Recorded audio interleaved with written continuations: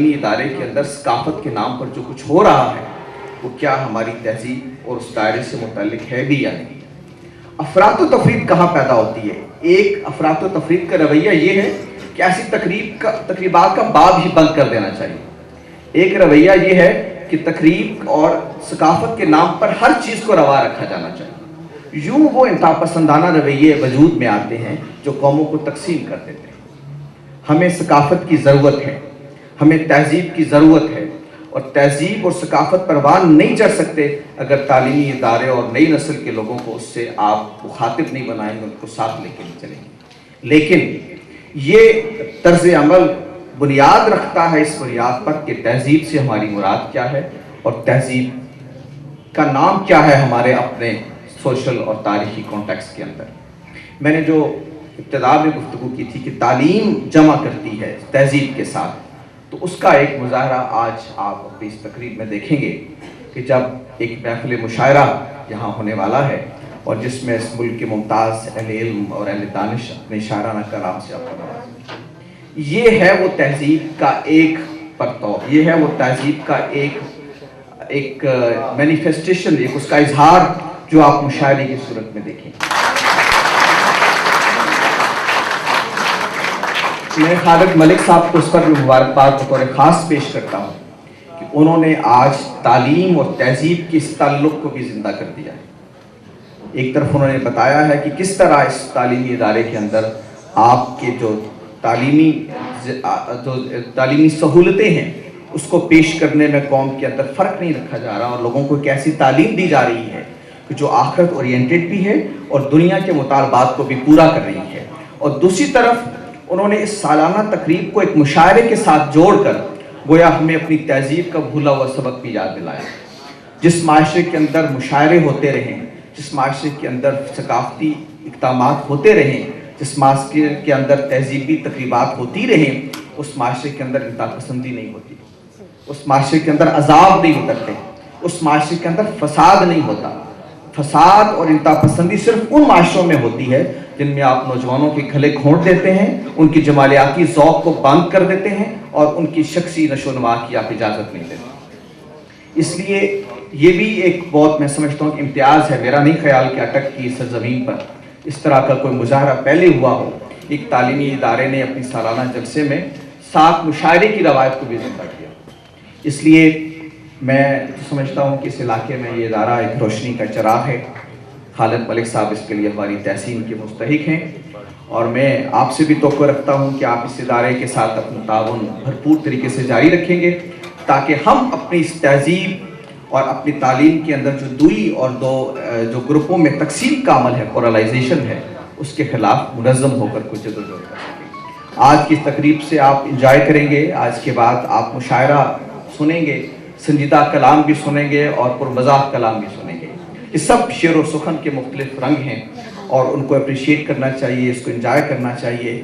اپنی تعلیم کے ساتھ اپنی تہذیب کو زندہ رکھیے اور اس کام کو جتنا آپ پھیلا سکیں یہ آپ ملک اور قوم کی خدمت سر انجام دیں گے. آپ سب کا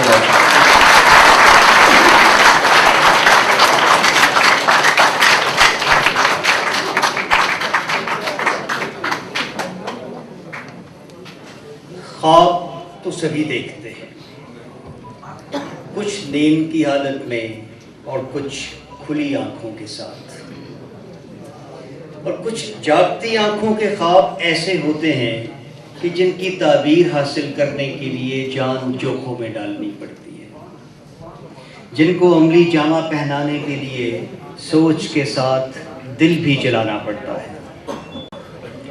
آندھیوں کے مخالف سمت اڑنا پڑتا ہے, طوفانوں کا مقابلہ کرنا پڑتا ہے اور تند لہروں کو لگام ڈالنا پڑتی ہے. اور پھر وہ وقت آتا ہے کہ جب اللہ رب العزت کی مدد سے کامیابی مقدر بنتی ہے, حاسد شرمندہ ہوتے ہیں اور گوہر مراد انسان کی مٹھی میں ہوتا ہے, اور اس وقت سر اللہ کے حضور عز و نیاز سے جھکتا ہے اور آنکھ سے شکرانے کا آنسو ٹپکتا ہے. آج ہمارے درمیان ایک ایسی شخصیت موجود ہے جنہوں نے کھلی آنکھوں سے ایک ایسا ہی خواب دیکھا. 25 سال، تقریباً 25 سال پہلے راولپنڈی گروپ آف کالجز کی بنیاد رکھی، ایک شمع جلائی، پھر چراغ سے چراغ جلتے چلے گئے، اور آج اس گروپ کے زیر تمام چلنے والے تعلیمی اداروں کی ایک کہکشاں ہمارے سامنے جھلملا رہی ہے. اور یہاں سے علم کی شمع اپنے ہاتھ میں لے کر جو مشعل بردار نکلے، وہ نہ صرف پاکستان بلکہ بیرونی ممالک میں بھی جہاں جہاں موجود ہیں، انتہائی اہم پوزیشنز پر، انتہائی پریسٹیجیس ڈپارٹمنٹس اور آرگنائزیشنز میں، ایون فارن گورنمنٹس کے ساتھ ایز کنسلٹنٹ کام کرتے ہوئے وہ اپنے اپنے ارد گرد کے ماحول کو منور کر رہے ہیں. راولپنڈی گروپ آف کالجز کے بانی صدر اپنی ذات میں ایک انجمن، فرد واحد میں ایک ادارہ، جن کے جذبے کو شاعر نے اس طرح بیان کیا: مہر تاباں سے جا کے کہہ دو وہ اپنی کرنوں کو گن کے رکھ لے. مہر تاباں سے جا کے کہہ دو وہ اپنی کرنوں کو گن کے رکھ لے. میں اپنے صحرا کے ذرے ذرے کو خود چمکنا سکھا رہا ہوں.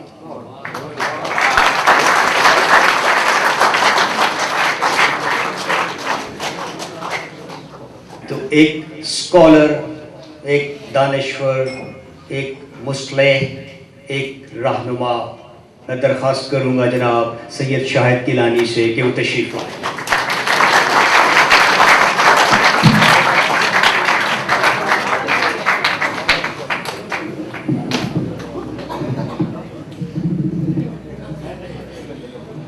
بسم اللہ الرحمن الرحیم. محترم جناب خالد ملک صاحب، خورشید ندیم صاحب، مہمانان گرامی، اساتذہ اکرام اور میرے عزیز طلباء و طالبات، سب سے پہلے تو میں آپ کو مبارکباد پیش کرتا ہوں کہ آپ نے یہ سالانہ فنکشن کا انعقاد کر کے جس ڈسپلن کا مظاہرہ کیا ہے اور جو اچیومنٹ آپ نے کم عرصے میں کی ہے، اور جس طرح بچیوں اور بچوں نے یہاں پر اپنی پرفیکشن کا مظاہرہ کیا ہے، کہ آپ تمام لوگ مبارکباد کے مستحق ہیں. آپ تمام حضرات کو میں مبارکباد پیش کرتا ہوں.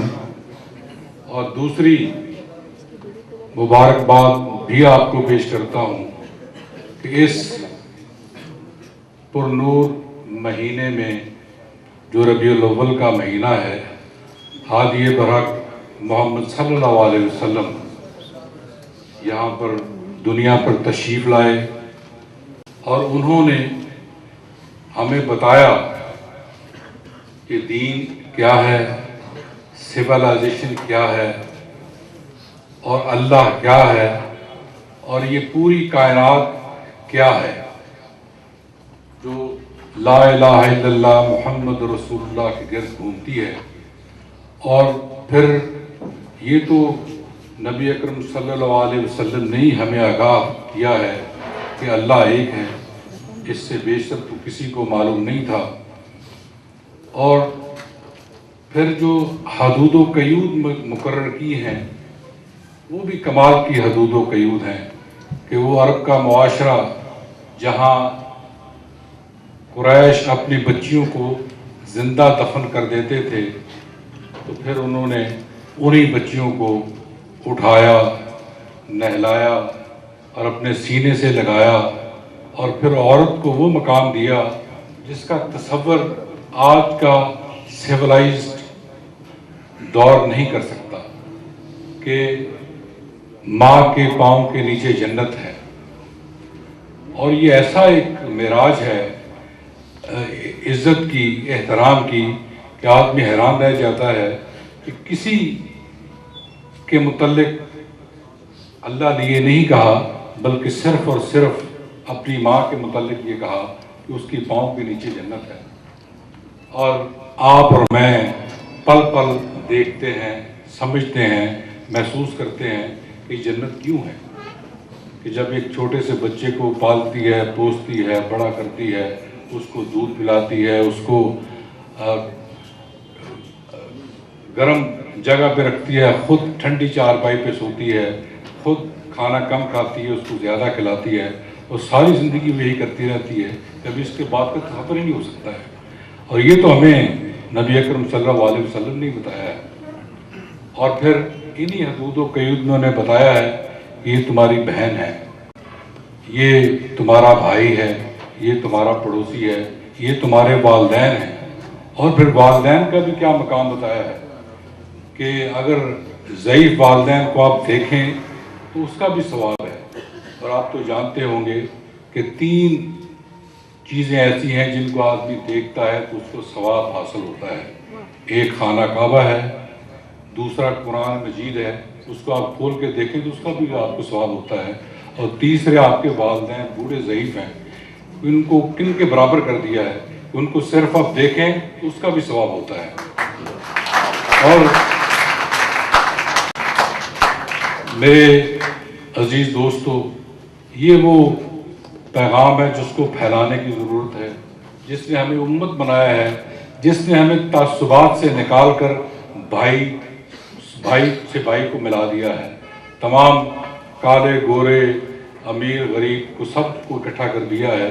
ہم نماز میں کھڑے ہوتے ہیں، اللہ اکبر کی اذان ہوتی ہے، تو جب صف میں کھڑے ہو جاتے ہیں تو وہاں پہ تو کوئی M N A M P A جاگیردار سرمایہ دار نہیں ہے. وہاں تو مزدور بھی کھڑا ہے، مجھ بھی کھڑا ہے، کمار بھی کھڑا ہے، چودھری بھی کھڑا ہے، ملک بھی کھڑا ہے، ایک ہی لائن پہ کھڑے ہیں.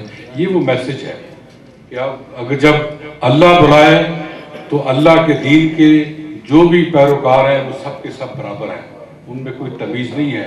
اگر کوئی کام کرتا ہے چھوٹا یا بڑا، یہ تو اللہ میرے کو پتہ ہے کہ اس کا کیا مقام ہے، وہ اس کے ہاں مقام ہے. دنیا کے مقام تو فانی ہیں. یہاں پہ آپ نے بھی دیکھا ہے، میں نے بھی دیکھا ہے، کئی وزیر آئے، کئی وزیر اعظم آئے، کئی صدر آئے، کسی کو یاد نہیں ہے. کسی کو بھی اپنے پردادا کا نام بھی یاد نہیں ہوگا. یہاں پہ بیٹھے ہوئے لوگ ہیں جو اپنی بڑی نسلوں پر فخر کرتے ہیں، ان کو اگر پوچھیں کہ آپ کا پردادا، وہ بھی بھول جاتا ہے. اور میرے بھائی اور دوستوں، اگر ہمیں فخر کسی بات کا ہونا چاہیے، اگر ہمیں کسی بات پہ اترانا چاہیے، وہ یہ ہے کہ ہم لا الہ الا اللہ محمد رسول اللہ کے پیروکار ہیں. اور یہی وہ پیغام ہے جو ہمیں آگے بڑھاتا ہے، جو دوسروں سے معتبر کرتا ہے اور دوسروں سے آگے لے کر چلتا ہے. اور پھر ہمیں یہ پیغام بھی دیتا ہے کہ ہم اس کو اپنے دامن میں سموئے رہیں، اور پھر دنیا داری میں بھی اس کو عمل کریں، اور کوئی ایسی بات نہ کریں جس سے کسی کا دل ٹوٹتا ہو. اور اگر ہم نے تعلیم حاصل کرنی ہے تو تعلیم بھی ہمیں اسی طرح بھی لے کے جاتی ہے کہ یہ پوری جو یونیورس آج تک بنی ہے، اس کا صرف 5% ابھی تک سائنسدانوں نے ایکسپلور کر سکے ہیں، صرف 5%. سائنس کوئی نئی چیز ایجاد نہیں کر رہی ہے، سائنس تو ایجاد شدہ چیزوں کو دریافت کر رہی ہے کہ یہ ہوا ہے، یہ چیز کا یہ ہے، یہ پانی ہے، یہ H2 ہے، یہ لکڑی ہے. یہ لکڑی نہیں تھی پہلے، لکڑی تو تھی نہ کہیں. یہ اگر یہ بائک ہے، یہ تھا پہلے کہیں نہ کہیں. اور یہ جو انٹرنیٹ اور دوسرے گلوبل ورکنگ، اس کی تو بہت پہلے آ چکے ہیں ساری چیزیں. یہ کوئی نئی چیزیں نہیں ہیں. لیکن میرے بھائی اور دوستو، ہمیں ان تمام چیزوں کو پڑھ کے آگے بڑھ کے، اور میں نے اور آپ نے اس ملک کو سنبھالنا ہے. یہ کسی کی ذمہ داری نہیں ہے، یہ میری اور آپ کی ذمہ داری ہے کہ اگر ہمارے محلے میں کوئی پرابلم ہے.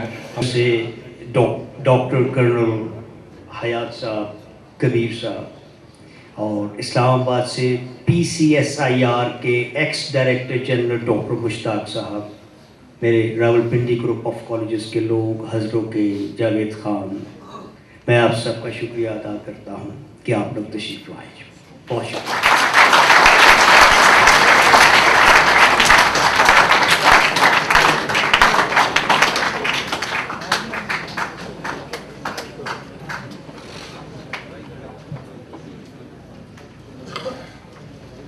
لکھنا اور باتیں کرنا سبھی کو آتا ہے. لیکن اچھی بات کہنا مشکل امر ہے، اور اچھی بات کو خوبصورت انداز میں کہنا مشکل تر، اور اچھی بات کو اتنے دل نشیں انداز میں کہنا کہ سننے والے کے دل میں اتر جائے اور دماغ میں سما جائے، مشکل ترین کام ہے۔ اور ایسے مشکل ترین کام کو انتہائی آسانی کے ساتھ کرنے والی شخصیت کا نام ہے خورشید ندیم۔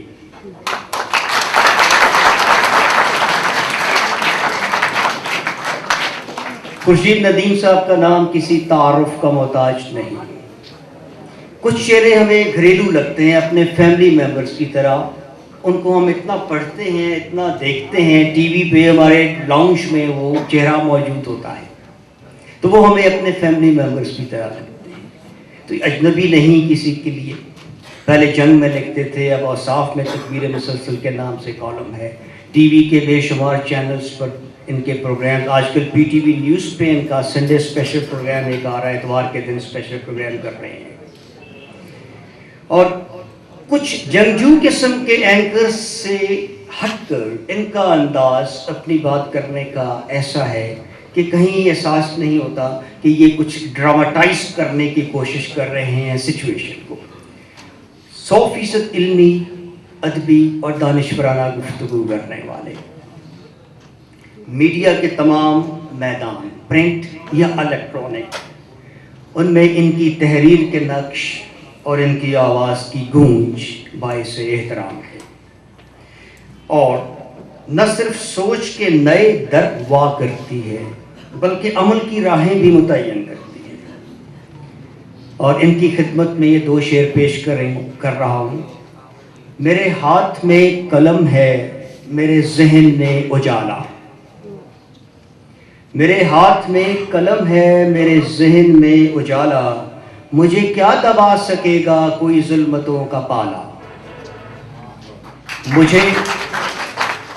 مجھے فکر امن عالم، تجھے اپنی ذات کا غم، میں طلوع ہو رہا ہوں تو غروب ہونے والا۔ جناب خورشید ندیم صاحب۔